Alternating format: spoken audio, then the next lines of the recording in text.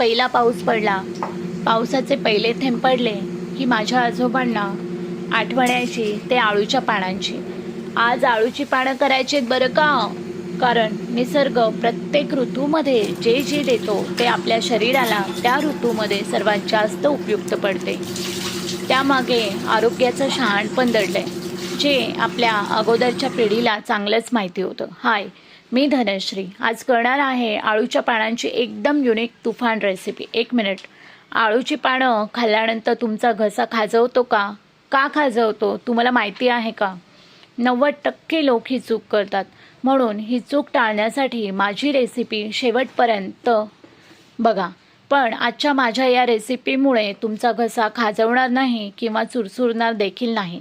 म्हणजे आम्ही आळूची पानं खायची नाहीत का? फक्त बघायची का? मी असं कधी म्हणाले? तसं काहीच नाही. So for that stay tune with this recipe. आळू जगातील सर्वात जुन्या पिकांपैकी एक पीक आहे. आळू हा भारतात आणि दक्षिण पूर्व आशियात हजारो वर्षापासून खाल्ला जाणारा अन्नपदार्थ आहे. आळूला टॅरो, कोलोकॅसिया असेही म्हणतात.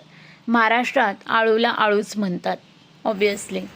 गुजरातमध्ये पात्रा, केरळमध्ये चेंबूची पानं असे म्हणतात. चेंबू, सो क्यूट नेम. आळूच्या पानाला काही लोक आजही घाबरतात, पण पूर्वी दिवसभर शेतात कष्ट करणारे लोक आळूचे पान सोबत भाकर, जोडीला ताक असा आहार घ्यायचे. विशेषतः पावसाळ्यात ही पाने जास्त खाल्ली जायची. शरीराला ऊर्जा आणि पोषण देणारी स्वस्त व सहज उपलब्ध असलेला अन्नस्रोत म्हणजे आळूचं पान होतं.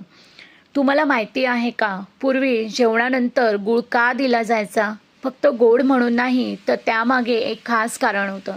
ते काय कारण होतं मला कमेंट करून नक्की सांगा.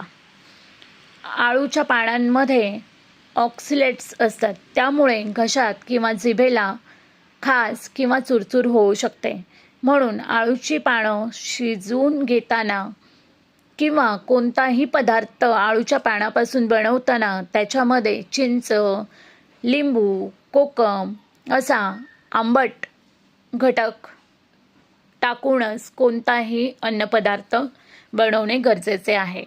आळूच्या पानांमध्ये नैसर्गिकरित्या कॅल्शियम ऑक्सलेटचे सूक्ष्म स्फटिक असतात. म्हणून ती कच्ची किंवा नीट न शिजवलेली खाल्ली तर घशात चुरचूर किंवा खाज जाणवू शकते. आता तुम्हाला इथे दिसत असेल आजच्या रेसिपीसाठी लागणारे घटक म्हणजे आळू